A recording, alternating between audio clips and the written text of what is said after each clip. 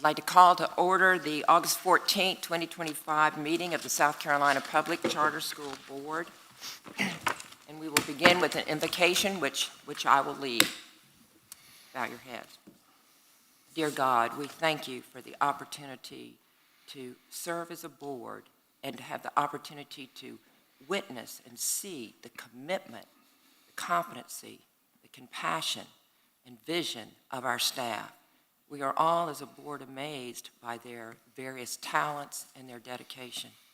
We thank you for the work that they do. We thank you for our superintendent, just the leadership that shines out of this building. And we thank you for the entrustment of parents who have built this paradigm as well and entrusted their precious children to us. May all these constituencies be blessed as we, with pure hearts, pursue excellence for these children. In Jesus' name, amen. Amen. Now the Pledge of Allegiance by Jonathan Butcher. Please stand. I pledge allegiance To the flag of the United States of America and to the republic for which it stands, one nation, under God, indivisible, with liberty and justice for all. And now Dexter Davis, our Vice Chairman, will read to us our position and mission statements. The South Carolina Public Charter School District embraces its state-appointed role as a distinct authorizer of public charter schools statewide. Mission statement. The South Carolina Public Charter School District authorizes, supports, and champions innovative K-12 public charter schools, ensuring quality educational opportunities for parents and academic excellence for students so every South Carolina child can reach their highest potential. Thank you. Now, Mr. Secretary, call the roll. Jonathan Butcher, present. Dexter Davis, Present. Stephen Gilchrist, I'm present. Kip Miller, Present.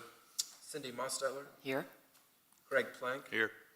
Dr. Teresa Pope, Dr. Billy Strickland. Here. Good. Thank you. We will now move into Section 6, Consent Agenda. We need a motion and a second to approve the agenda for today's meeting, August 14th, 2025. So moved, Madam Chair. And a second? Thank you. All in favor indicate by saying aye. Aye. Thank you. We also need a motion and a second to approve the minutes from the June 12th, 2025 board meeting. So moved. Thank you. Second. Thank you. All in favor indicate by saying aye. Aye. Thank you. Do we have any public comments? Thank you.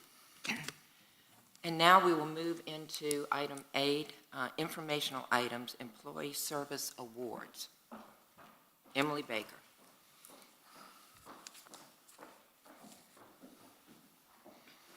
Good morning. Madam Chair, if you would come down to the step and repeat, please, and join Marlene. Board members, today we celebrate a remarkable milestone, 5 years of leadership, vision, and dedication from our superintendent, Chris Neely.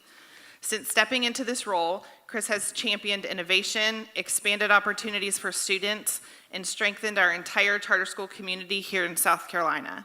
He's led with integrity, a collaborative spirit, and a deep commitment to keeping students at the heart of every decision.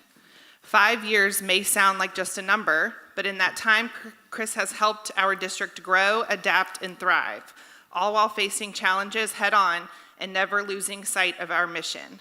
Chris, thank you for your tireless service, your unwavering passion, and the positive impact you've made on students, families, and schools across our state. On behalf of all of us, congratulations on 5 years of service, and here's to the next chapter of your leadership journey. We are lucky to have you, and we are happy to be on this ride alongside you. Congratulations. Happy anniversary.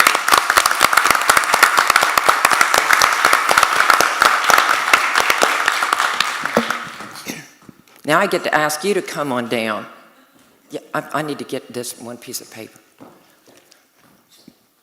Okay. Thanks.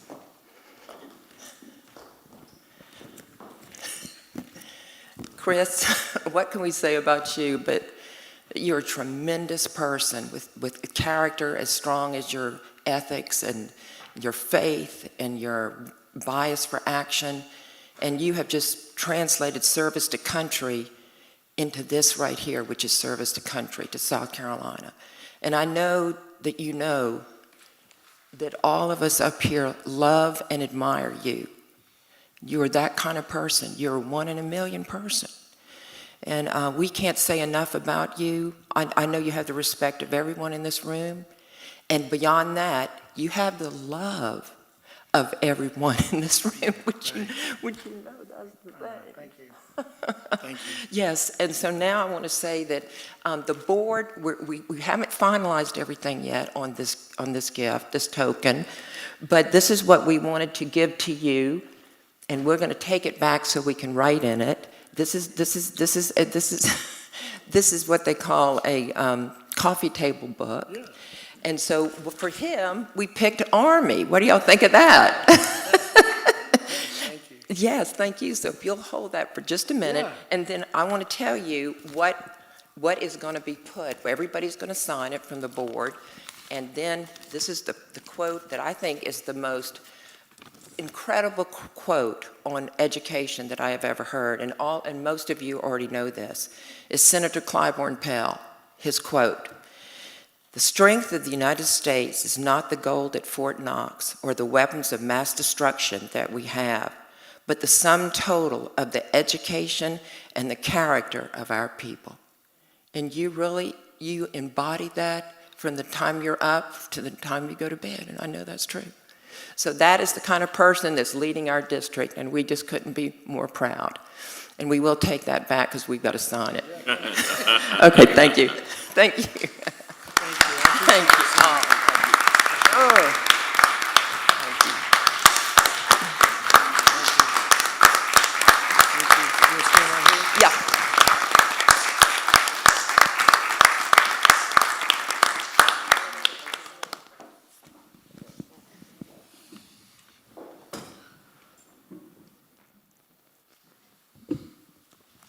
And for our next celebration, I would like to kick it to Superintendent Neely to share a few words. First of all, I don't like being recognized.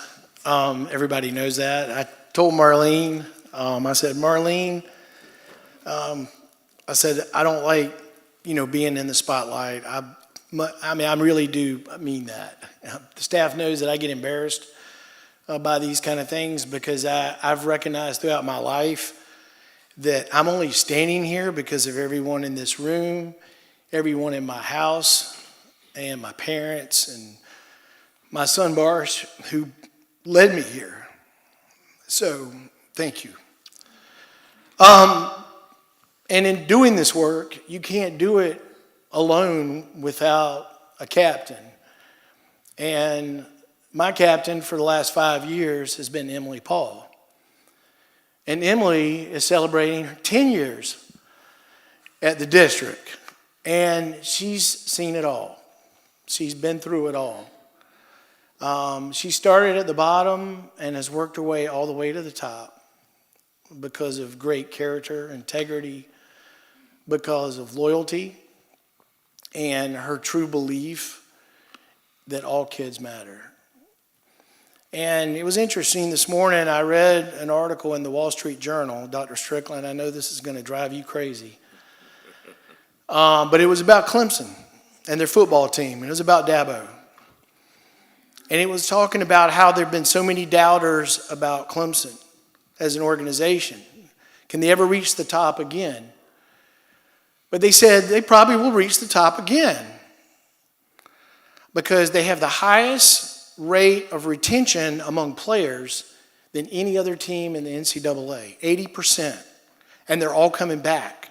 But the reason they come back is because they embrace the belief in the individual. They value stability. And they have a true sense of culture that permeates throughout that university and the football team. And people want to be a part of that. And the person on our team that has been leading that effort has been Emily Paul. So Emily, come on up and let's celebrate you.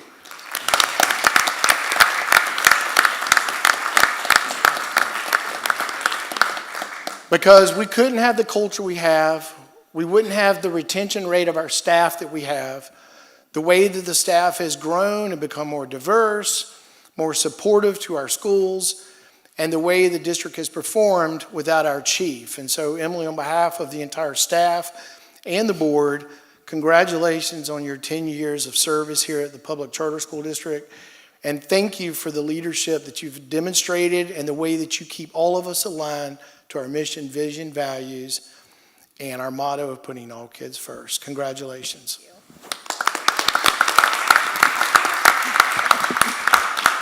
Now I have one more bag, and it's kind of, I guess we're agenda-oriented because we didn't want to give you an army, you know what I'm saying?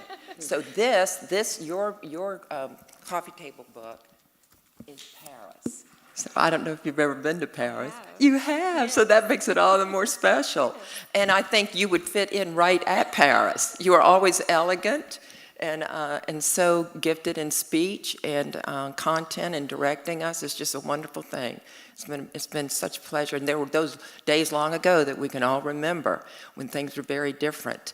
And just to look around and to see, for some of us, that journey's, we've been along that journey for a long time. And it's just a wonderful, wonderful thing. And thank you so much for your consistent leadership. And nothing ever seems to bother you. If it does, I wish you'd come and tell me, because make me feel better. So you just do your work of professionalism with such grace and thoroughness, and we appreciate it.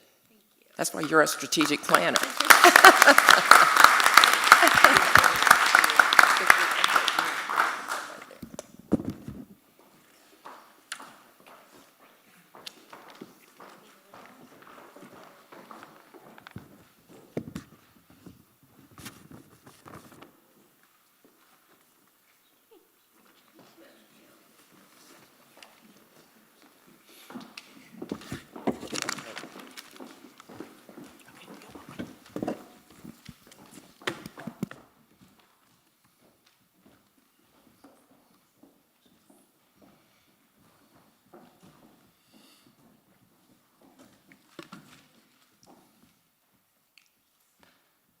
We will now move into item 9, which we do need to go into executive session. So at this time, I will need a motion and a second to move into executive session for the purpose of receiving legal updates on pending matters, as well as the Palmetto Excel MOU discussion. Could we have a motion and a second? Madam Chair, I make the motion. Second. Thank you. Thank you. All in favor indicate by saying yes. Yes. Yes. Now, the motion carries. The board will now adjourn to executive session.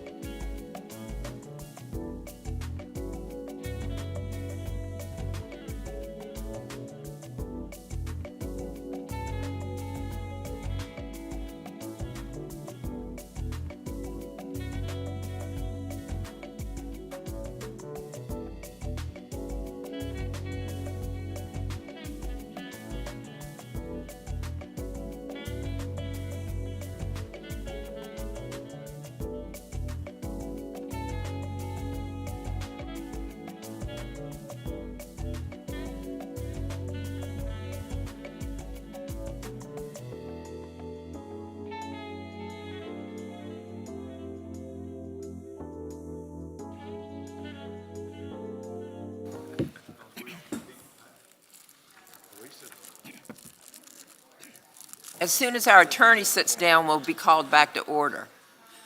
I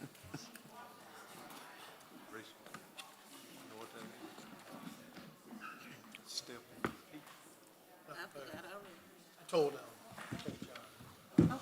Okay. What he'll do is I'll have him put on here, the students with disabilities.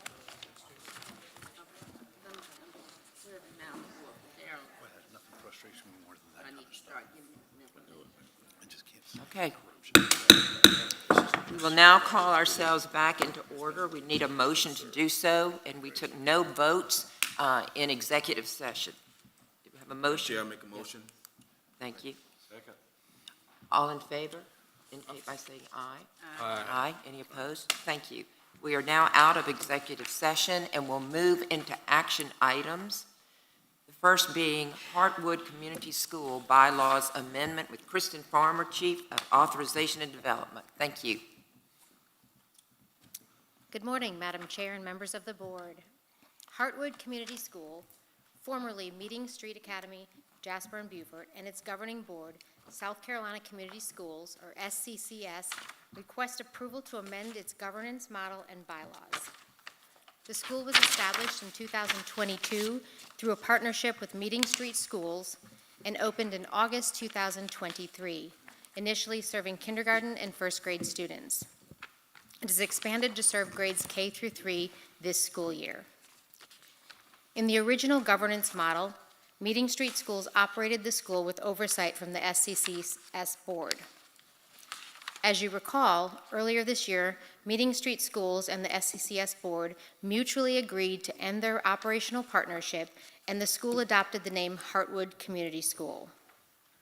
In response, the board assumed full oversight by hiring a new school leadership and revising its governance model. Under the proposed amendment, Heartwood will be managed by a principal who reports directly to the board. To align with this new structure, the board has revised its bylaws accordingly.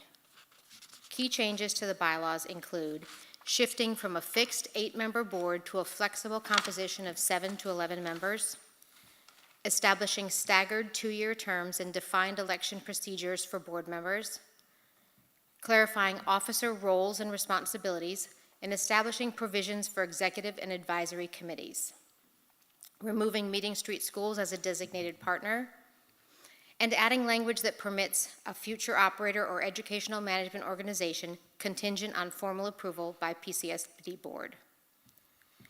Both PCSD staff and legal counsel have reviewed the revised bylaws. The amended bylaws are included as attachment 1 for your reference.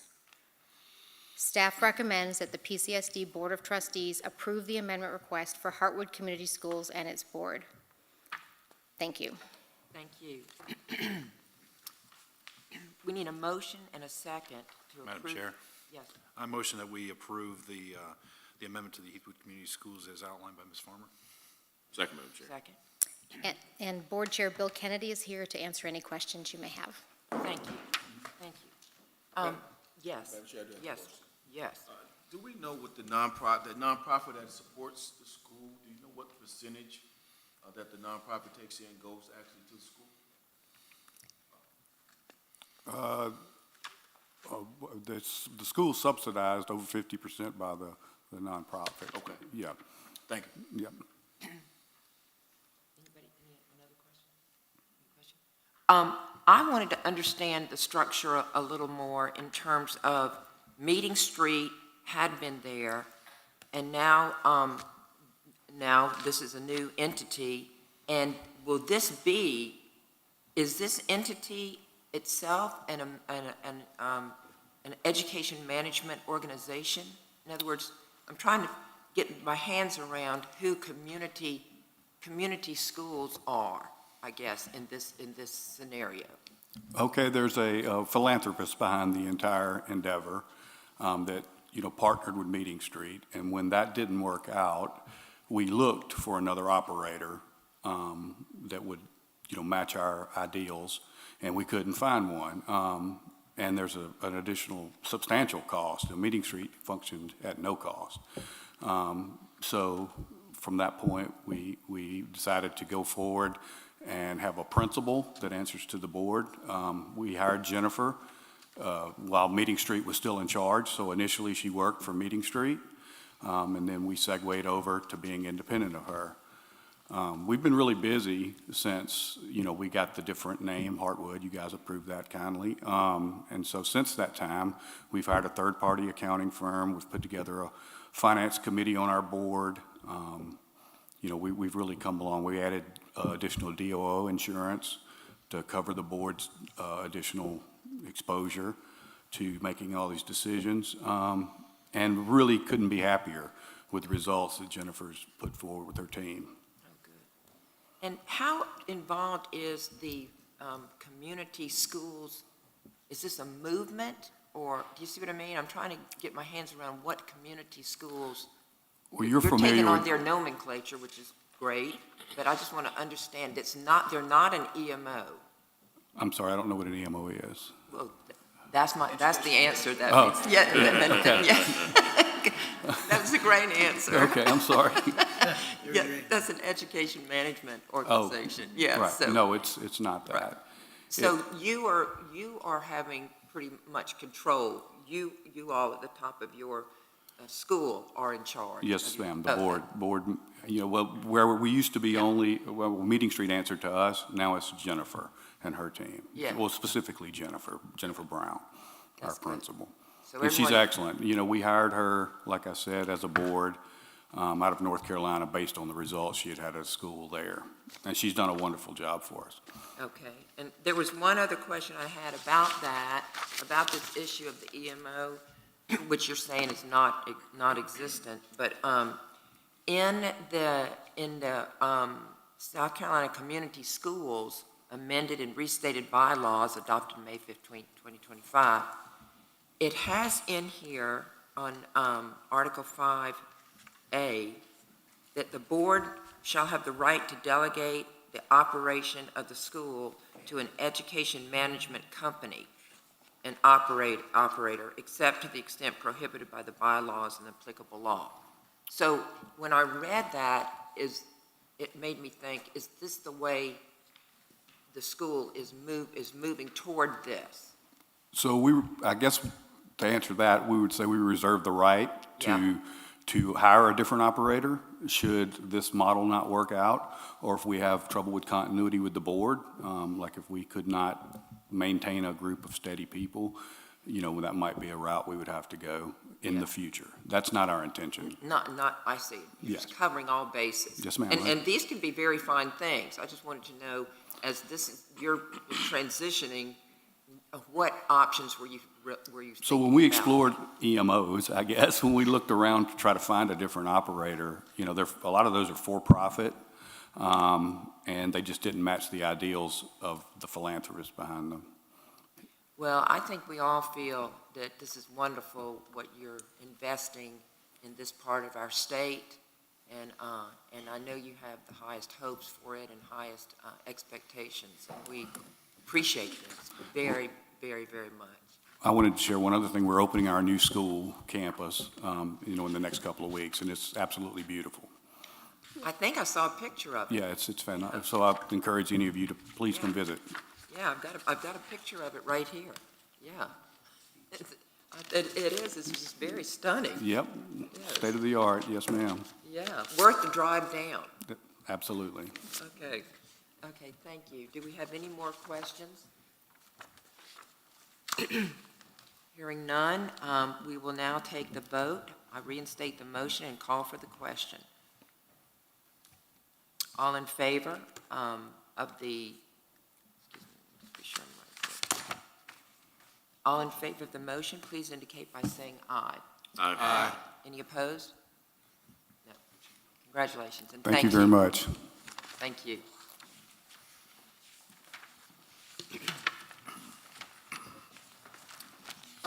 Next, we will hear from Learn for Life High School, the Charleston MOU Amendment.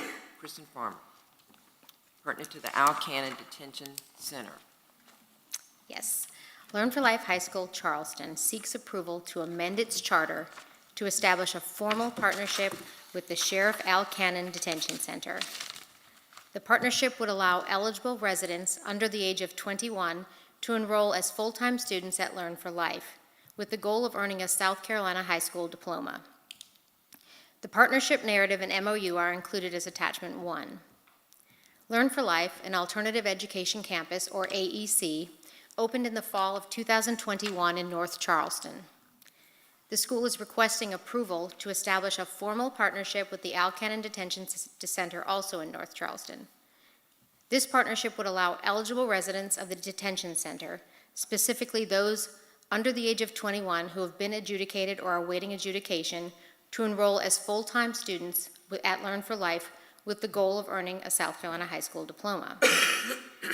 This proposal aligns directly with the school's mission of helping students overcome barriers to graduation and preparing them for life beyond high school.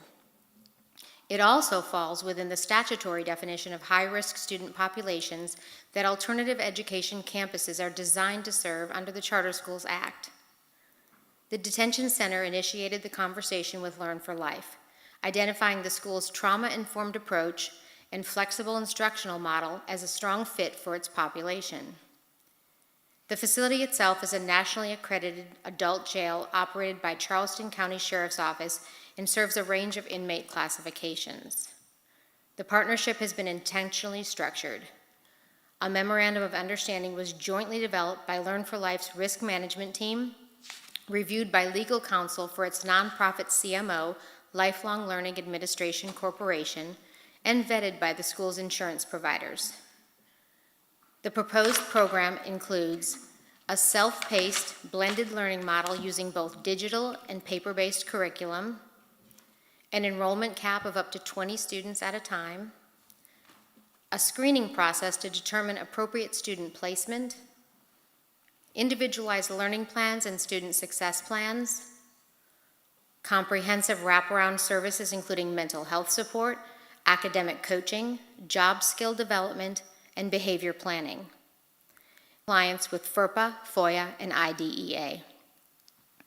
While PCSD staff has concerns about the school expanding its programming before meeting academic goals for its primary student population, the proposed amendment would serve a distinct group of students with unique needs. Staff recommends that the PCSD Board of Trustees approve the amendment request for Learn for Life High School Charleston, contingent upon receipt of technical assistance from the South Carolina Department of Education to confirm that the amendment and MOU comply with all applicable laws, regulations, and SCDE policies and procedures. Thank you.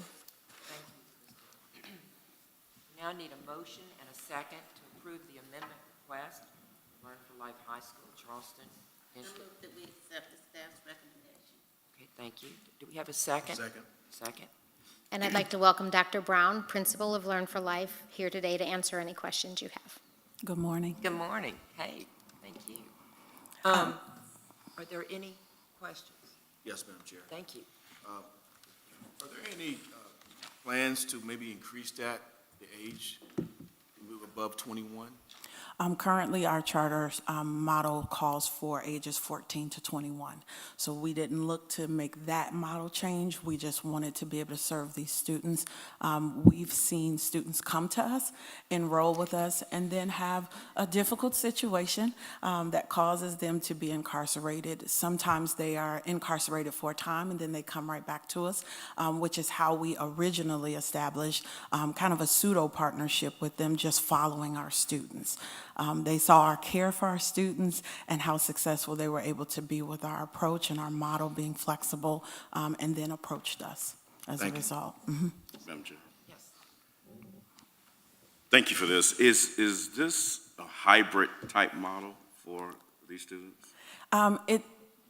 So our program, our model is just very, very flexible. So it looks very different than a traditional school. Our students are self-paced. They're given packet-based learning, and so there are 10 packets for every one credit class. A student knows exactly where they are in the coursework. And so they're able to do that with the support of teachers, those students that are in our building. These students just happen to be in an alternative location. They will still get the support of their teachers and teachers will meet with them virtually. We don't want to send untrained teachers into an incarcerated facility. However, we do have a partner that goes into the facility that's been cleared, knows the staff, and has learned kind of how to navigate that in that space, to support their mental health, to check on them psychologically, to see what other supports that they need, and in the past even administer our EOC test. Thank you. Great question. Yeah, because for me, it wasn't totally clear who could be where. And so that's very good. Are you getting any feedback? I know we're talking about it today, but are you anticipating good feedback from the parents of these children? Absolutely. So I'd like to tell you about one of our scholars where we had a situation with that scholar. A young man about a year ago engaged us and re-enrolled after dropping out from his previous school. And he was with us for a little while and began to decide whether he wanted to continue school. Last year, we were approached by his mom because he had gotten into a situation and was incarcerated at Alcannon. At that time, he was already 18 years old, and so that's where he ended up. Very, very difficult situation, very difficult home life. Once we found out about him being there, we immediately reached out to engage him in continuing his education and continuing his curriculum. In a traditional school, this student would have been considered a dropout, and his hopes for a high school diploma would have ended right then. This student received weekly support, instruction, and wraparound services. So he engaged in mental health services while he was there. I'm proud to say that the work we did with him, he not only received those services, he was able to excel, and he earned a 100% on his U.S. History and Constitution EOC. He did complete all of his credits for high school graduation, and he graduated this past May with our school. We were able. Wait. Yes, ma'am.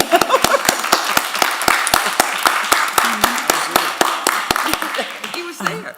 He was there. We were able to go into the facility to honor this student with his diploma and a presentation.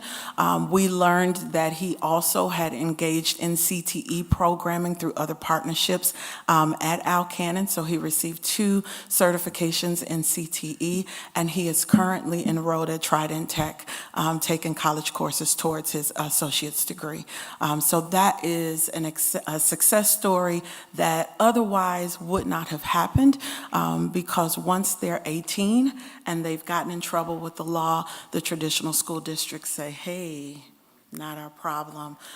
This young man is very smart, just in a very tough situation, and he has plans and goals for his life. And so when he's able to come home, he will have the skills and the certifications and a diploma to make a positive impact on his community. So wonderful. Madam Chair. First, I applaud your mission for providing hope for people who may otherwise feel like they're in a dark place, so that's really neat.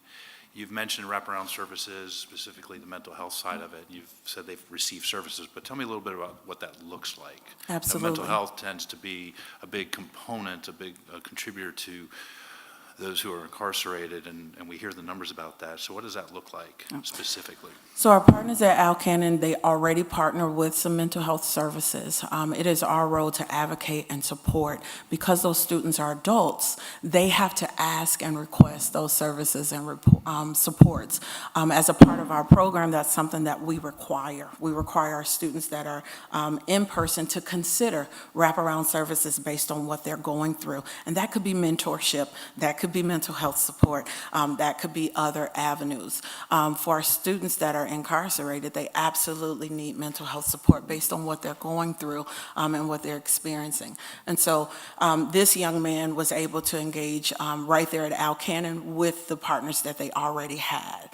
We have a partnership with SkyApp, and we also work with some independent counselors to take different insurances to make sure that all our students who want to have the opportunity. So that would be an option function if Al Cannon's resources are stretched too thin and they're not able to support the students there. So that includes one-on-one counseling? That's one-on-one counseling, yes, sir. In the building, that is one-on-one counseling for 45 minutes to an hour per week, each student during the school day. Thank you, appreciate that. Any other questions? Okay, well, you're not only in the business of education, but in the ministry of redemption, and that's a pretty neat place to be. So we thank you for that, and I'm sure mothers will be thanking you. It's a wonderful thing to see this kind of heartfelt benefit offered through the school system. Yes. Let me echo that sentiment. It's a very difficult task as a former public school administrator and alternative education. I know Dr. Pope will know what I'm feeling. If you put sometimes there's not many as success stories as you want, but you have to think about one life is one more and look at it that way. And those have a special meaning that they have overcome all those things. So I know it's a very trying thing, but keep up the good work. Thank you. Thank you. Really, thank you. And now we'll proceed to the vote. We need a motion. Well, we have a motion. All in favor of approval of the amendment, please indicate by saying aye. Aye. Any opposed? Thank you. Thank you so Thank much. you. Thank you very much.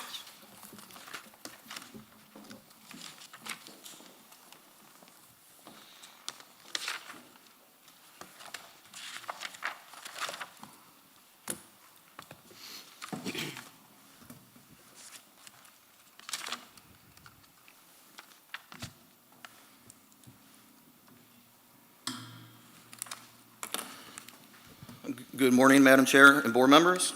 Good morning, Mr. Michael. At the end of May, we expect 8.33% of the general fund approved budget to remain. We are currently at 10.54%. My report will show the district is operating at a net gain for the month, increasing our fund balance for the year. If you flip over to page 2, this is the district-wide income statement, which includes general fund, state aid to classrooms revenue transferred to our schools. Through May 31st, the district received over $192.5 million in revenue, with total expenditures of over $192.1 million, which equals a net gain of $419,024. Of the revenue received, over $187.4 million was sent to our schools under the state aid to classrooms line and for any that participate in the state retirement system.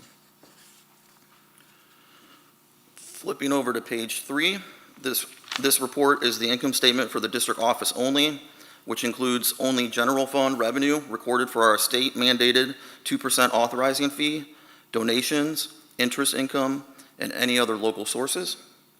For the month of May, the district recorded over $517,000 in revenue, over $466,000 in expenditures, for a net gain of $51,001 for the month.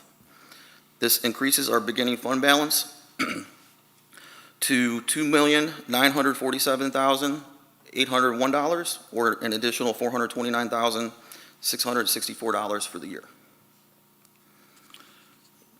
Flipping over to page 4 of my report, this breaks down the district's budget and expenditures by department. Leadership has a budget of over $1.5 million, expenditures of over $1.4 million, with 9% remaining. Sponsor performance has a budget of over $1 million, or $1.1 million, expenditures of over $1 million, with 10% remaining. Support and implementation has a budget of over $1 million, expenditures of over $952,000, with 9% remaining. External Affairs has a budget of over $621,000, expenditures of over $534,000, with 14% remaining.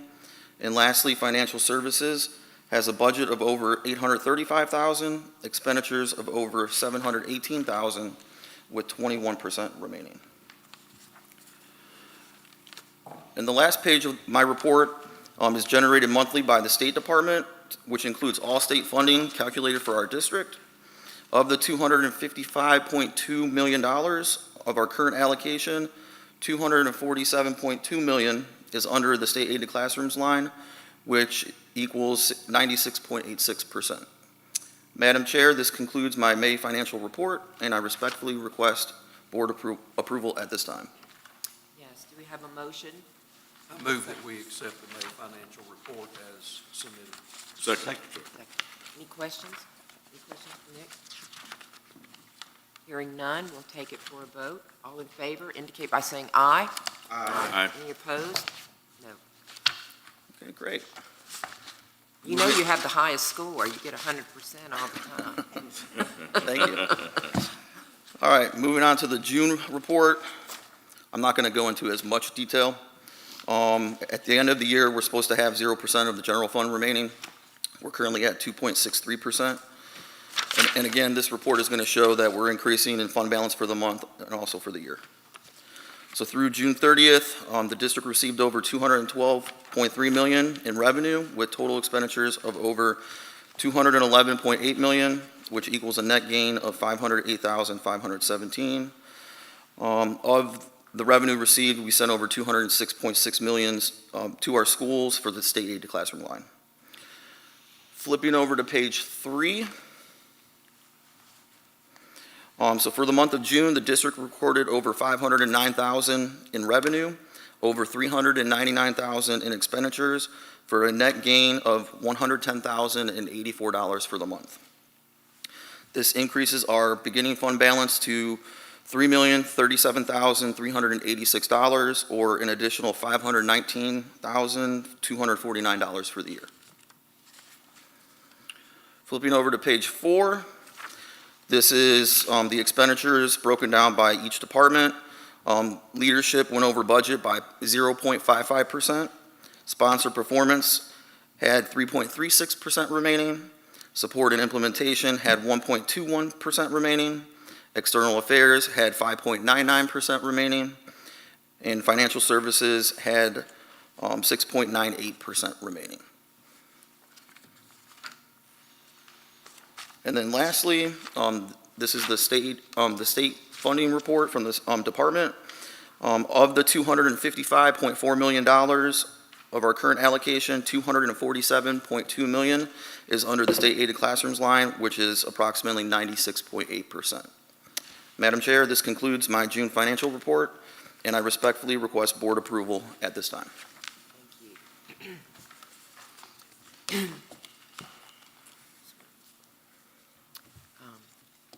We need a motion and a second to approve the June 2025 financial report as recommended by staff. So moved. Second? Yes. All in favor indicate by saying yes. Yes. Any opposed? No. Thank you. The ayes have it. Thank you. Madam Chair, I'd also like to provide a couple of finance updates, if that's okay. I'm sorry? Can I present a couple of finance updates, if that's okay? Yes. Great. Each year, the programs and finance team have a firm deadline of August 15th to submit federal reimbursements to the state. I would like to report that the district has successfully submitted, reconciled, and met the percentage claiming requirements for all 2025 federal programs.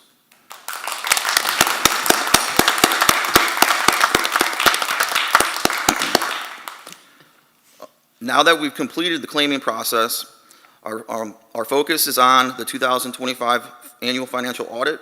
As part of the preliminary audit work, the auditors have sampled accounts payable, cash receipts, HR records, journal entries, and other items with no issues to report. Our next steps are to finalize revenue confirmations for our schools and submit the final trial balance for additional sampling. Audit fieldwork is scheduled to begin the week of October 6th. This concludes my finance updates, pending any questions. Questions? No, we're all calm because you're there. We have a great team. Thank you. Thank you.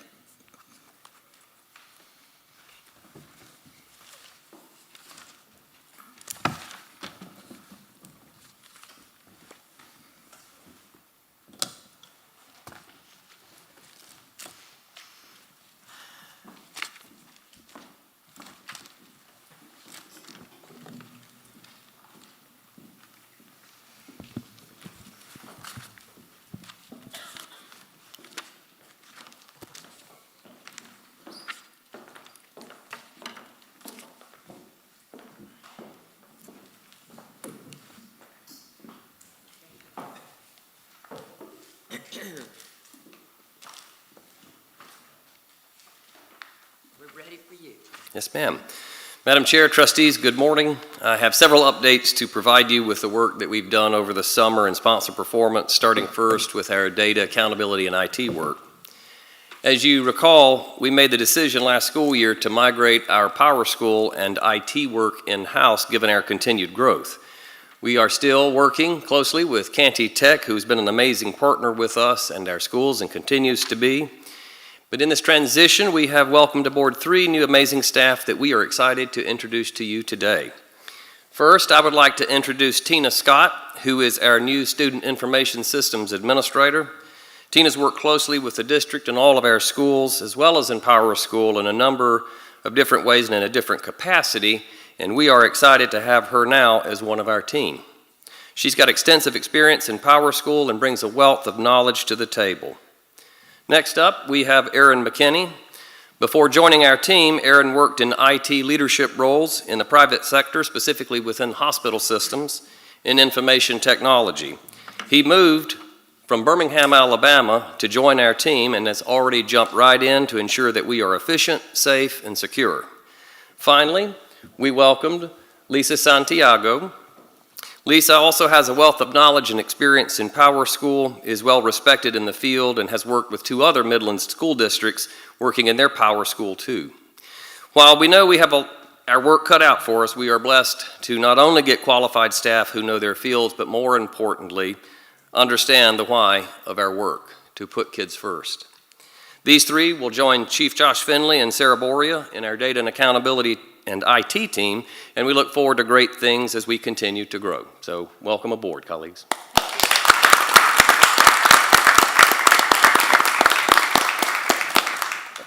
It looks like the Mensa team to me.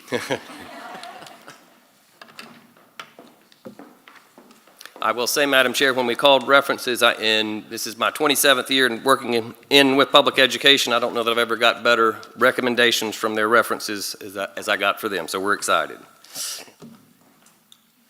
All right. In early July, we held a 3-day Power School training with over 80 participants, including new and returning Power School administrators from our school. It's the largest Power School training we've had since Josh and I began in 2022, and we received great evaluations of that PD. We are working diligently this year to make sure that the quality of our data continues to go up. Josh and his team have also been busy too, as you will note with the updates on these slides. I'll not read all of these to you, but I am pleased to report that we are on schedule and already have stood up and deployed ticketing systems internally for IT issues as well as externally for our schools for Power School. Now moving on to authorization. On July 24th, we held our annual Summer Interested Applicant Workshop, which is designed to provide various groups that have reached out to us information about our district and the charter application process. We had a little more than 20 participants representing 5 groups that joined us on July 24th for that event. In addition, 2 of our schools, PD Innovation Leadership Academy and Greer Preparatory School, got across the finish line with their pre-opening conditions, and we celebrated the first day with these 2 schools. As you know, we are continuing to work with our schools to improve their charter goals. As we've done in the last 2 years, we are again partnering with Dr. Kelly Pugh, a respected educational leader in South Carolina, to work with our schools to dive into the data and work with them to identify possible SMART charter goals.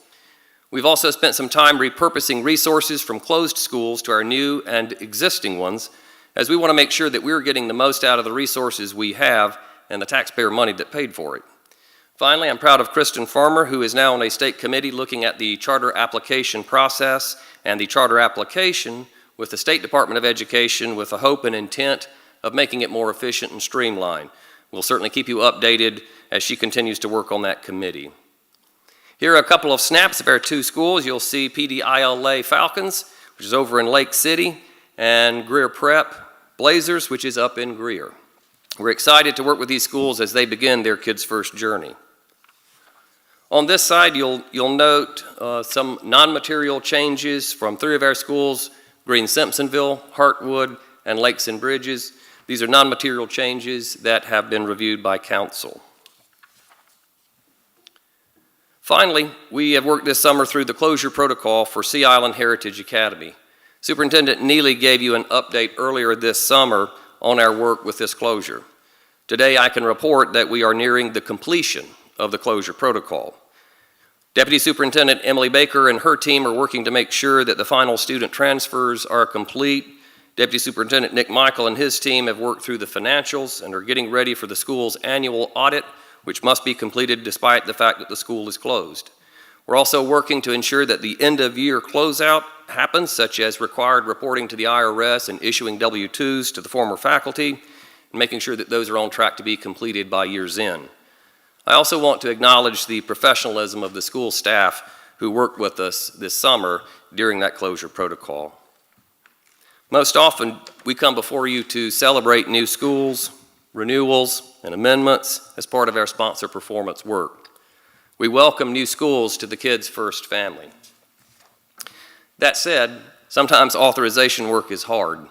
Some days are long, and sometimes we have to make decisions that put kids, not adults, not schools, not systems, first. While we celebrate, the image you now see is also part of what sponsor performance and authorizing is. It's making sure we hold schools accountable, which sometimes means having to make tough calls, and which sometimes means sitting in a hot, emptied-out classroom of a former school. Closing schools is never easy. It's hard work. Yet, our commitment to putting kids first wins every time and every day. That, Madam Chair, is my report, and I'll happily answer any questions you or the trustees may have. Thank you. Any questions? Thank you so much. Yes, ma'am. The scope of everything you do.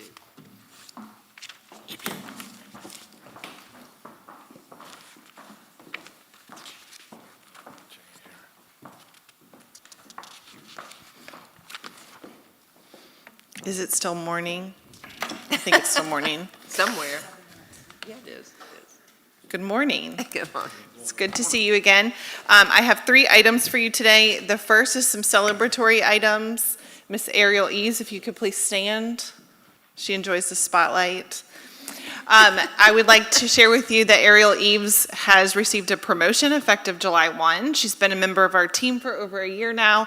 However, she has moved from the role of special education assistant to the role of state systems coordinator. In her new role, she is supporting certification, evaluation, assessment, as well as state programs. So congratulations to Ariel. She's learned a lot in a short amount of time. Yesterday, her and I were on a state training, and I texted her and I said, "See, you already know more than all of them do." So she's doing well. The next is a familiar face that you may recognize, Dr. Lori Lee. Dr. Lori Lee has joined our team effective August 1. She is our special education director. She may look familiar to you because she was a school leader at Midlands Middle College, and we are very happy to have her joining our team. Next to her is Mr. Patrick Bowers. Patrick Bowers has recently joined our team as the special education coordinator. Patrick is familiar with the charter sector. He was a good friend of ours when he served at SC Whitmore School, and then most recently he was an assistant principal in the area, but we're very glad to have him. I've told both of them that they've hit the ground running and they're going really fast. And sometimes I just need them to take a breath and soak it all in so that they are sustainable. But we are very happy to have both of them join our team.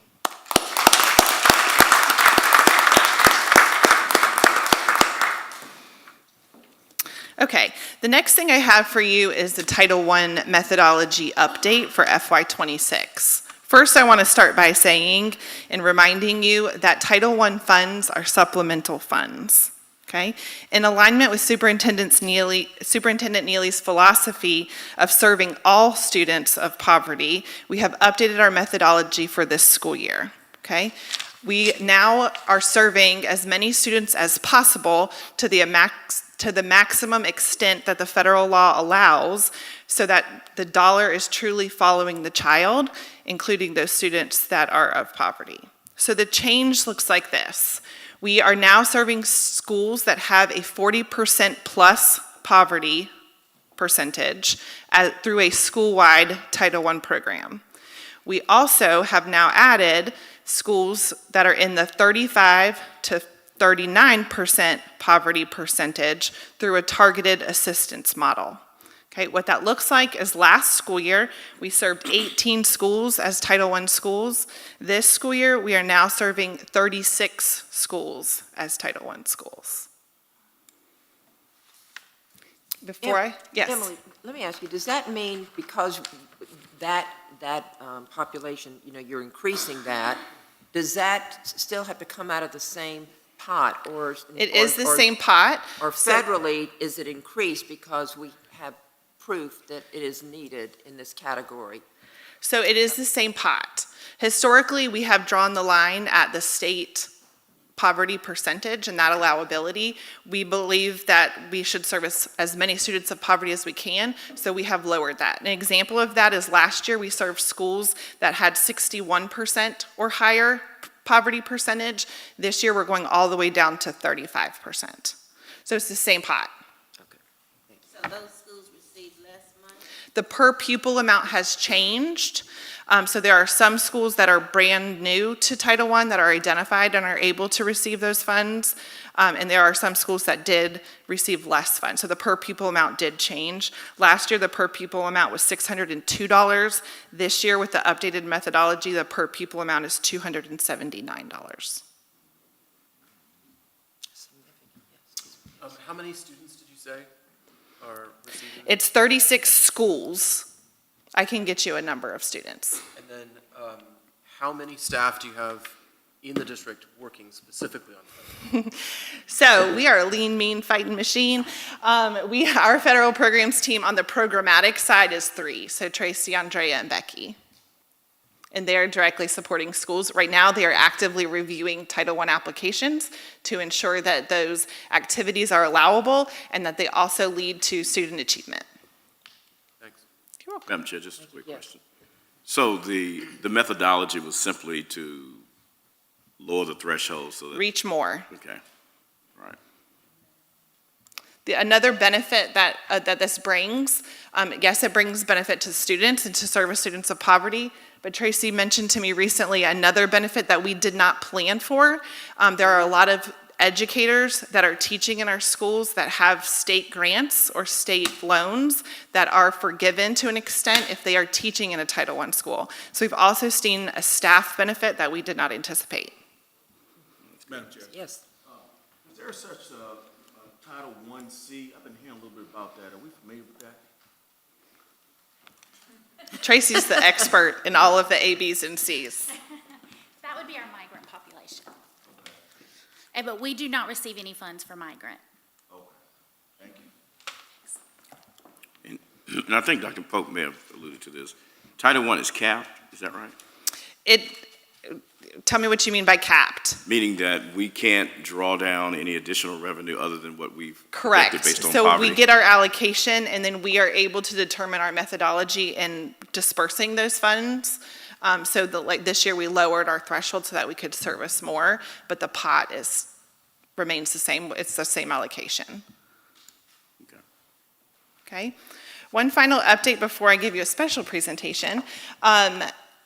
Marlene is going to give you today 2 items to update you. We have our 2025 PCSD guidebook that she's going to give you a hard copy for. She's also going to provide you with an electronic copy because you'll see in the hard copy there's a lot of links that you can't click on paper. That guidebook is meant to be a starting place for you. If you hear something like Title I and that is foreign to you and you want to kind of just give me the 30,000 foot, the nitty gritty, what do I need to know about Title I, you'll see in our index that you can go straight to the Title I pages and kind of verse yourself. So it's 1 or 2 pages on very important topics, and that is a collective staff-wide project that we publish annually, so you'll have access to that today. The second is an acronym directory, okay? So education is full of acronyms, and we throw them at you often, and so that acronym directory has been updated for you, and you will also receive that on paper and electronically today as well. Madam Chair, I'm sorry Yes. to ask another question about Title I. My Go ahead. apologies. Just hit me. So if new applicants are doing applications for charters. For schools, Are they using that modified version of Title I in their applications for budgeting So it all purposes? depends on once they get their students and once the school is open, it depends on who they're servicing. So when a student enrolls or applies to a charter school, they don't know that student's poverty identity in that moment. So it depends on once they are opened and they receive as a whole, what does their student body look like, then it will determine if they're eligible or not. And like Emily said, you can't budget for it. Like I said, it's supplemental funds. So it's not something our schools rely on. Okay, the final thing I have for you is I would like to introduce Rihanna Smith, our Director of State Programs. She's going to give you an update on school food service today. Good afternoon, Madam Chair and Board of Trustees. Thank you for the opportunity to share information with you all on school nutrition within our portfolio. Currently, 32 of our schools provide food service to students and are supported by partnerships with various organizations. Schools go through a process to become a School Food Authority, or SFA, and once approved, schools are eligible to receive federal meal reimbursements. Schools must have facilities in compliance with the Department of Public Health, and they must adhere to USDA guidelines. In addition, some of those same schools maximize their opportunities through state support. Their participation in the Fresh Fruits and Vegetables Grant and Farm to School Grant allows fresh, locally sourced foods into their cafeterias, helping students develop healthier eating habits and supporting local agriculture. There are a couple updates that I put to the slide. Slide says 20, but we're actually 10 of our schools are currently enrolled in the Community Eligibility Provision, or CEP. Again, Emily was talking about the acronym list. As I was putting this together, I emailed her and I was like, wait, I have like 5 more acronyms to give to you. The CEP is a program that allows eligible schools to provide free meals to all students without collecting household applications. As long as a school has at least 25% of students that are directly certified, which means they participate in programs like SNAP or temporary assistance for needy families, then the school is eligible. 8 of our schools currently do not provide food service. The primary barrier is facility limitations. These schools simply lack the space and infrastructure to operate a food program. As a result, families must provide meals for the students each day. Each of our schools has the autonomy to decide the way in which they feed their students that walk through their doors each day. We will continue to support and problem solve with our schools and make the necessary connections and resources when needed. Thank you for your time today, and this concludes my presentation, pending any questions. Are there any schools that participate in CEP that don't meet the eligibility guidelines, but participate because they're in an area where another school nearby is eligible for CEP? That I do not know. I do know that the Department of Education reaches out each year to schools that are eligible to participate. So you cannot participate, you can't be identified as CEP unless the department has reached out to you and told you that you are eligible. Okay. Any other questions? Just to follow up on Jonathan's question, you know, given the discussions that are going on nationally on food, especially with children, are you seeing any, maybe at this point it might be words, but later it might be recommendations or anything like that pertinent to food school services? So I do know I actually had a meeting with the Department of Education last week in their health and nutrition program people, and I asked a question about how is this affecting our students, and she said as of right now there's no effects, no changes, everything is pretty status quo as far as feeding our children. Well, and also that could also mean that our state is seeing, you know, you don't eat purple food, you know what I'm saying? Right, and that have Twinkie eyes sticking, you know, right, that no, sort of and thing. schools must adhere to USDA guidelines. There is portions, calorie intake, they must have certain amount of grains, fruits, vegetables, so there's a lot of guidelines around it. Good, okay. Thank you, yes. Sorry, actually, to follow up on my question, I guess I would be interested to know for sure. Okay, yes, I will. I'd love to know for sure. So if how many schools are actually eligible and how many are doing it just because they are in a locality? Yes. Because under the regulation they can, but there's I believe, appropriate dispute about whether that's legal. Yes, I will absolutely get that proper answer for you.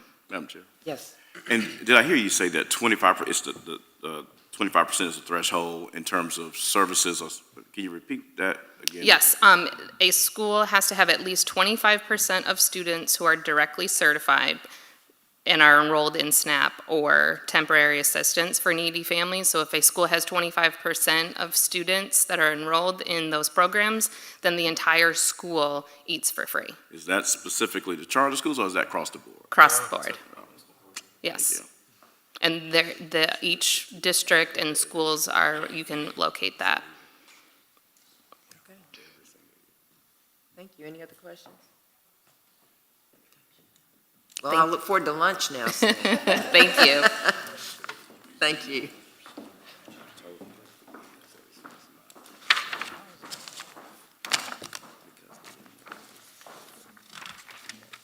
Morning, Brad. Good morning, Madam Chair. Good morning, Madam Chair and members of our board. First, I wanted to give you an update on the agenda for the 2025 Leaders Summit. As you know, the summit is held at our district office here on September 9th. All of our school leaders, school board chairs, and school board members have been invited. They've also been asked and encouraged to invite their school faculty, parents, and students to join us as well, primarily parents and students that are involved in some sort of leadership capacity at the school. We're expecting well over 100 participants this year. The theme of this year's summit, as well as our 25-26 school year in general, will be good to great to best, and will focus on how our schools can be powerful advocates in their communities. This is especially important as we turn the page on a new school year and look to the 2026 South Carolina General Assembly, which will convene in January. As we look over the agenda, we have various sessions tailored to helping our schools be their best when it comes to advocacy, community engagement, establishing partnerships with local businesses and industry, and educating their communities with effective communications and media strategies. Kicking us off will be our keynote presentation from Brandon Montgomery. We had the pleasure of hearing from Brandon at one of our recent commitment meetings here at the office, and Brandon will deliver a message of inspiration and action to our schools on how they can move from good to great to best. Next up, we will hear from all the John Paynes in our building, both John S. Payne and John R. Payne, about how effective governance and accountability are cornerstones to a successful charter school. After a break for lunch, myself, along with our communications manager, Brooke Summerford, will be joined on stage by two special guests from our schools, so that the other schools in the audience can hear effective strategies for how other schools in the district are doing things. Brooke Bruner from York Preparatory Academy in Rock Hill and Dr. Trevor Ivey from Liberty and Sumter, they will walk our schools through establishing community partnerships and relationships, and how overall media strategy can be effective tools in educating their stakeholders and decision makers at the State House. Finally, we'll wrap up with a session where participants will get the opportunity to put these tools that they've just newly learned into practice. We'll have an open conversation with members of the South Carolina Legislature where audience participants can ask questions and gain insights into how decisions are made for charter schools in our state. I'm happy to report as of now, Representative Shannon Erickson, the chair of the House Education Committee, will be in attendance to participate. We hope you all can join us for what will be a special day. You should have received several emails, but I'll make sure to send out one more with an invitation and a registration later today. Lastly, we would like to congratulate our teammate, John S. Payne, for acceptance into the inaugural class of, I hope I get this right, Coastal Carolina's PhD in Education Science with a focus on charter, private, and independent school administration. This is the first ever year that they've offered this program. Our district has worked closely with Coastal Carolina over the last couple of years to establish this, and we're very happy to have it up and moving and off the ground. And so John will be part of the very first ever cohort there at Coastal Carolina. So congratulations to John.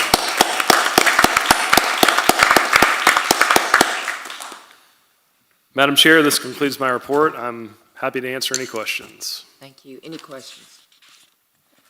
Anybody? Thank you, and I know that I'm excited about what he's going to do. He'll probably change that whole institution, but we're looking forward to all that John Payne does. Absolutely. I think He's still my chairman. He's still my chairman. Call him Mr. Chairman. that's right, and I believe one of his classes, I don't know, maybe in the second semester, is based on board governance. And so this may be the first time that a student is actually a guest lecturer in a class in college. So That's good. Thank you. thank you. Emily Paul.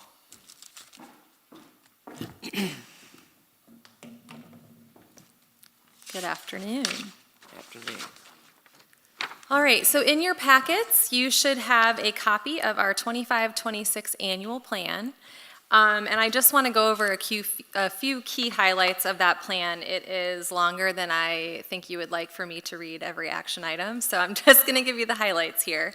Under organizational development, if you look at goals 1.2.5 and 1.2.6, those are looking at succession planning for staff, so just making sure that we have everything in place that if somebody wins the lottery, we can pick up where they left off and then bring in new staff that are in good shape to continue on, and just make sure that our district is stable. And then leadership development and professional growth, so really looking at the opportunities our staff are provided for professional growth, coming up with consistent templates and opportunities for them to make sure we are all growing. In communications and outreach, if you take your attention to goals 2.1.3, that is looking at differentiating the PCSD from other school choice options. So we know that there is a lot of media out there about charter schools right now, and we're just looking at how do we make the district shine, stand apart, and say, here's who we are, here's what we do. And so we're going to be looking at a lot of different stakeholder engagement, getting survey feedback out, and figuring out what really are those talking points to make us stand out.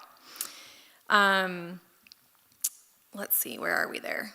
Also, under supporting culture of excellence, if you look at goals 3.1.4 and 3.3.2, those are looking at the way that we communicate internally and make sure that we are not working in silos. So doing some of that cross-collaboration, team building things, and just making sure that our communication is honed and the best that we can be. And then finally, if you look under nurturing growth, goals 4.2.1 and 4.1.2, looking at balanced and sustainable staffing plans, so making sure that our staff continues to kind of meet the needs of our school portfolio, but in a way that is healthy for them, they have balance, they're not stressed out and overworked. And then finally, improving college and career readiness through our WCOE, our Workforce Centers of Excellence programming. We spent a lot of time on that last year and the year before, figuring out what that means. And so we're picking that back up because although we didn't get the funding we were hoping for that, we still think that that can benefit our students' college and career readiness. So we're looking at ways that we can pull our existing schools into that status, and then potentially new charter applicants, how they can get that status with us. So we'll be working on that. After or now, through the annual plan, our teams are each working on their department plans as well as individual team goals, which will all be tied together to this annual plan. And so that's kind of what's happening next as we're working through all these goals. If by the end of this year we accomplish this annual plan, we will just have a few loose ends to tie up the following year, and that would conclude this last round of our strategic plan. Thank you. Any questions? Any questions? No? Okay. Thank you. Thank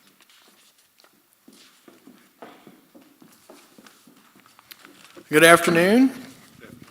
You still awake? Yeah, yeah. All right. Well, I can tell you our schools are, because they're back to school. We've got 42 out of 45 schools that are open. So we got 3 more schools that will be opening here in the next couple weeks. So I've got some back to school pictures to show you here. So we send staff to all the back-to-school openings to be there for the doors opening, car lines, and it's been exciting. It's great to see kids come back. And they started early. We have schools that start back in July. So, we're almost year-round, with minus a couple weeks. Here's some more great pictures of students coming back, and just love seeing their faces. And I've noticed more of our schools have mascots now. That seems to be catching on. Love the spirit. Here's some more great photos. Everybody does it a little differently. That's what's unique about our schools. They're all different. You can see we got some Liberty Steam there. We got a lot of stuff going on. Meyer Center. And we got Polaris. Yeah.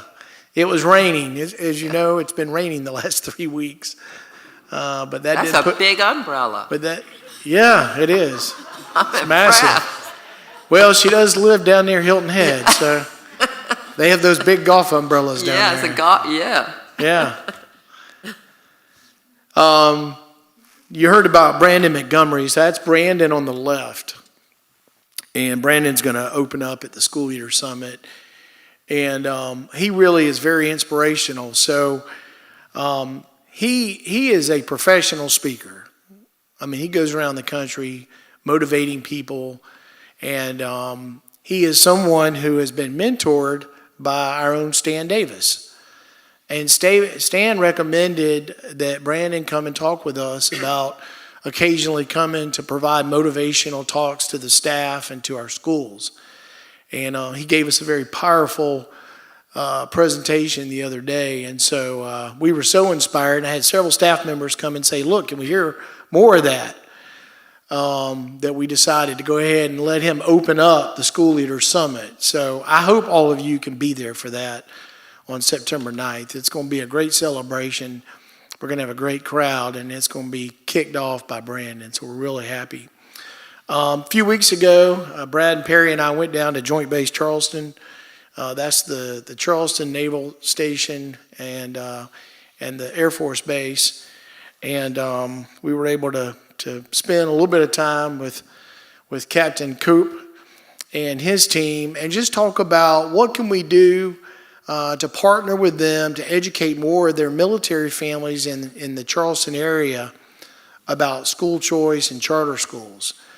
You all know that we have Palmetto Scholars Academy located on the Joint Base Charleston, and we want to continue to grow our military presence there, but we also want to make our military families aware of our other charter schools in the Charleston area, really the North Charleston area. So just had a great collaborative meeting with them, and again, this is part of our external relations and partnerships with groups around the state. Had a great visit yesterday at Greenville Tech Charter High School. They're back in session, and they're back in their new building. So they were able to acquire an entire building, additional building at the Greenville Tech campus. And so we were able to be there the other day as part of this celebration. And they're opening the doors now to a lot more students. I think they've got like 120 additional students this year than they had last year. So more kids in Greenville are able to have access to really what I think is probably the best charter school in South Carolina. They have 100% graduation. I mean, you can't get any better than that, right? So anyway, it was great to be able to spend time with them. I've got a few other notes that I want to talk through. First of all, welcome to all our new colleagues. I told the team, I said, no, I want you to get them up to the podium and not just stand behind the benches here. We're really excited about the new blood that's here. I think it's important that the district continue to bring in new fresh blood, to infuse new passions and new energy into our team. And we're already seeing great results from the quality hires that we have. So the team just keeps expanding in great ways. Couple meetings recently, met with Tom Cronin with the Green Network, and I had a really good collaborative meeting with Tom and He just wants to continue to explore how can they continue to expand their reach around the state. We talked about, Horry County, Myrtle Beach area, what would that look like for there to be more school choice in that part of the state. Surprisingly, there's not as many charter schools as you would think, but that's one of the fastest growing counties in the state. So the demand is there. On the Title I, so this is a favorite topic of mine, Tracy, right? Title I is complicated, and it's bothered me for 5 years that we haven't been able to serve more kids, and that we had this cutoff at 61% of the poverty rate in South Carolina. And we had schools that were below that rate, and they said, well, I've got students of poverty in my school, but they don't get any money. And so if we're going to be about all kids, then we got to figure out a way to do it. So the staff, I commend them on the methodology and the deployment of this new way of doing it. And while the rate, $200-something, might sound low, we also provide another $2,100 per student in state money for our students of poverty. And so as our district continues to grow in the percentage of students of poverty, we continue to get more money for those students. So when you combine the two, you're at about $2,500 per student. And so now we're able to include more students with both federal and state money. So the expectation, though, is that all these schools are going to perform for those kids. They're going to provide them with the support and the services they need so they can realize their dreams. We've got some schools that are having some difficulties in terms of governance.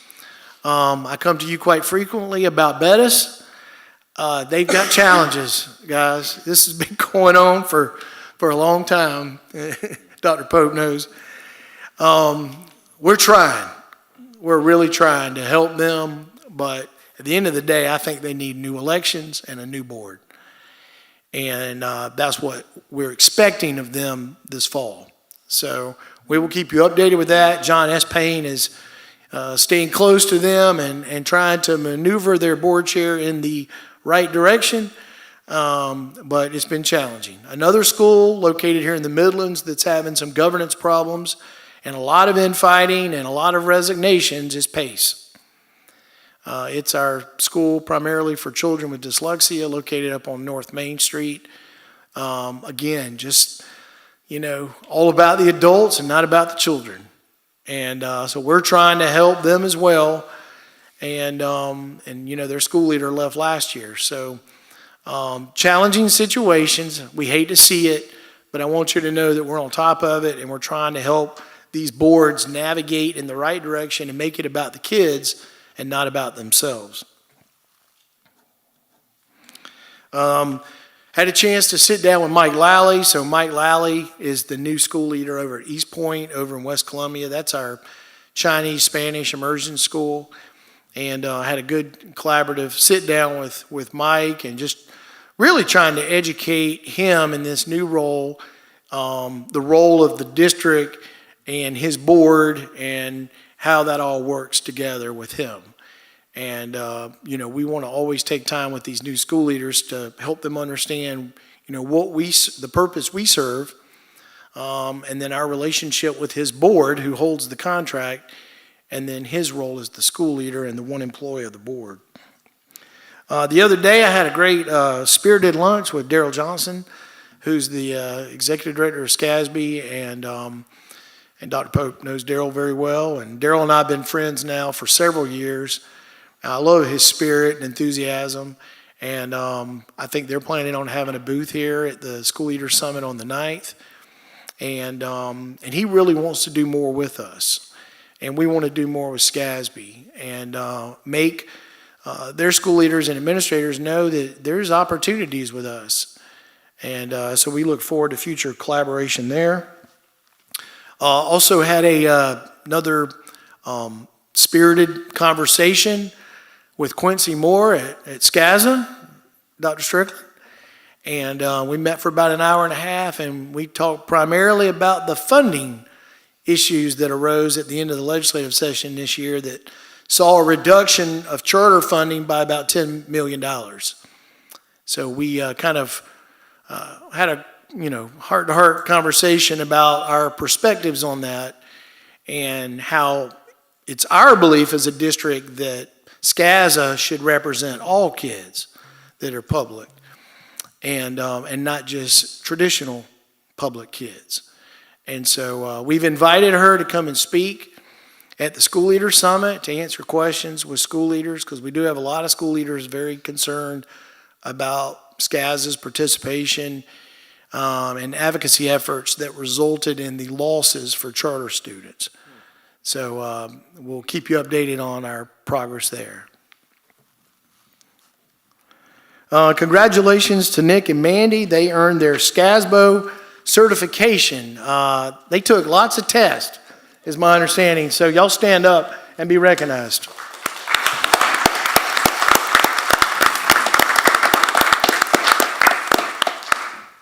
And you heard about John going back to school again. I think he's got, 3 degrees? You're going to go back and get another one? I think he said 5. Or 5, yeah. I can't keep up with them all. But when you talk about Nick and Mandy, and we've got other teammates that are pursuing other credentials, certificates, and graduate programs, I told the staff last week, I said, I really have high expectations that everybody here will pursue additional learning opportunities. We're lifelong learners. We talk about that. And I support that as professional development, but also just in terms of how when they participate in these programs, it actually helps educate others that are in programs with them about charter schools and about the work we do. You heard Nick talk about the federal programs and meeting the deadline, ahead of schedule. I think they all deserve, our federal programs and our finance team deserve another round of applause for that.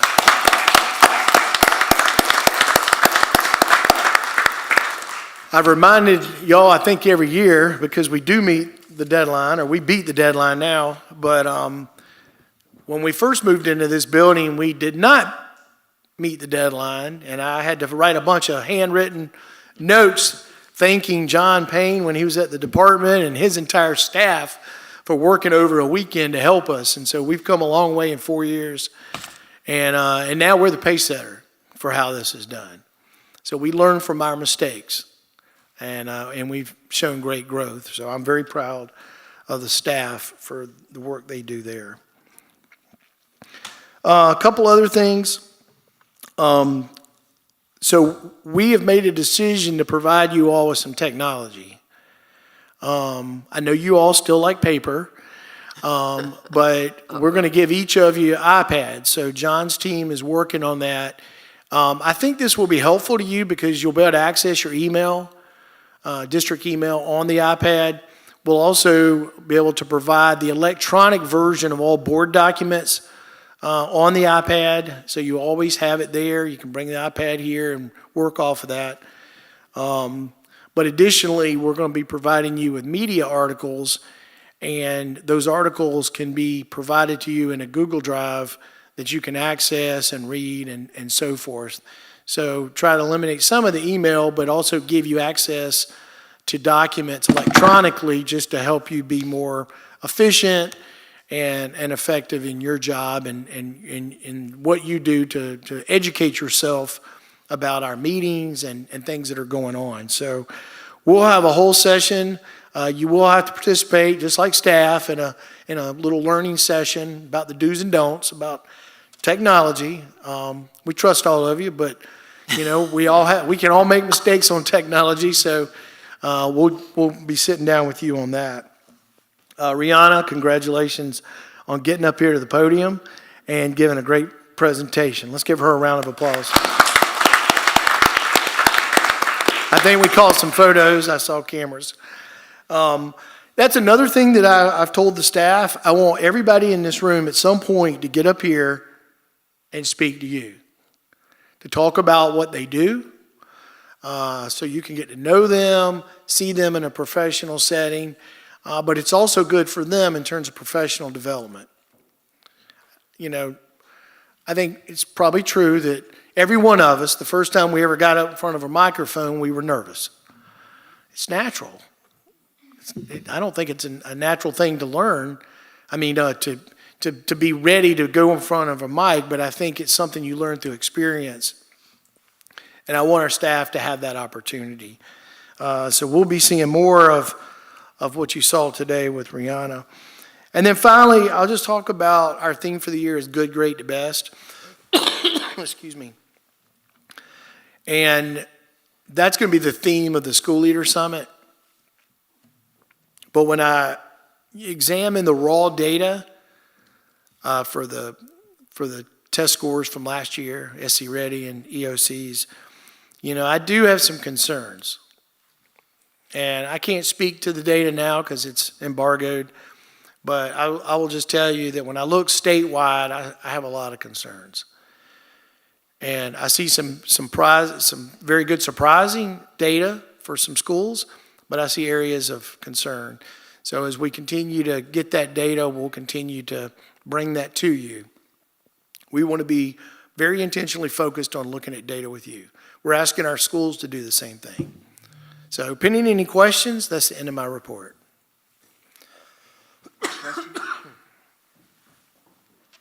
Yeah, thank you.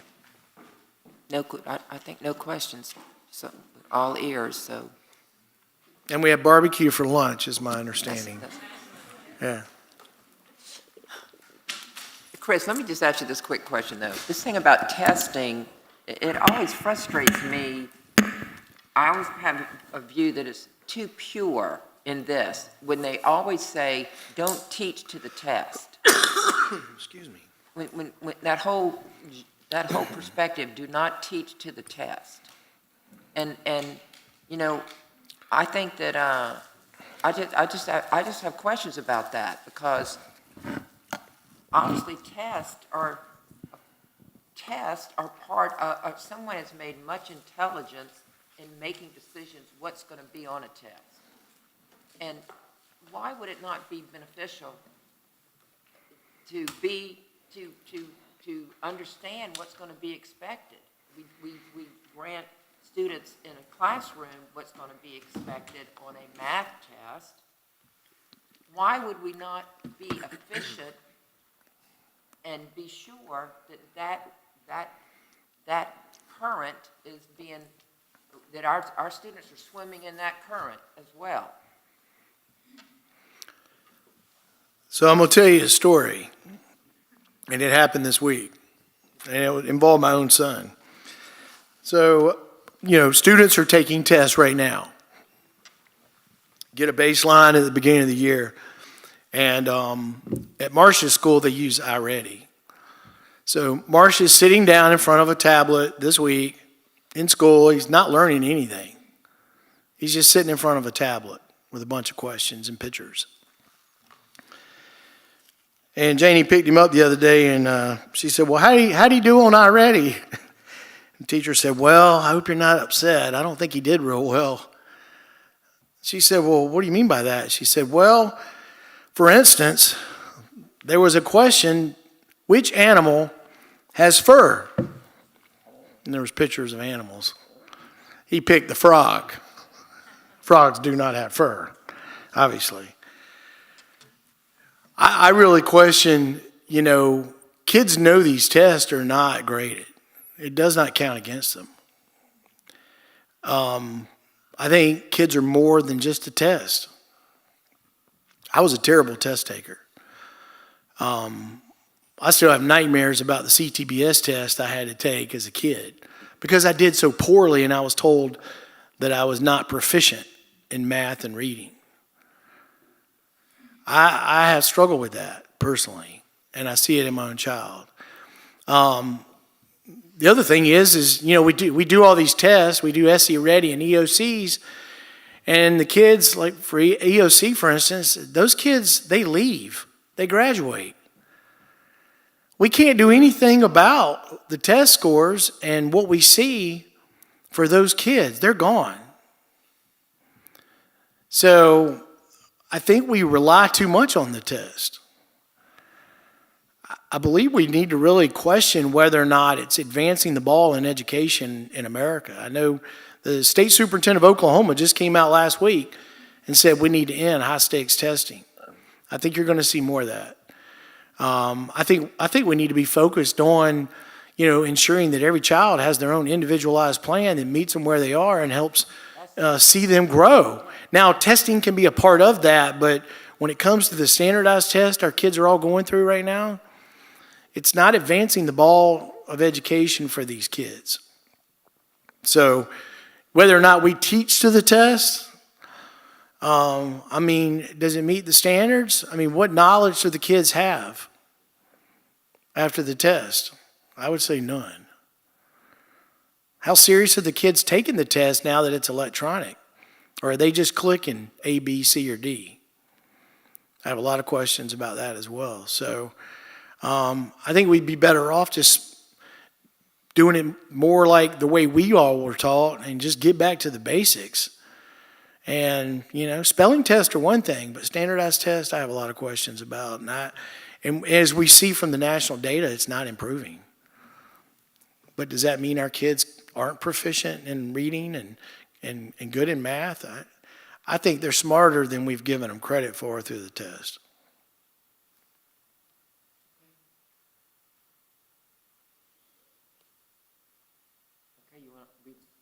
That's great. I'm glad to know.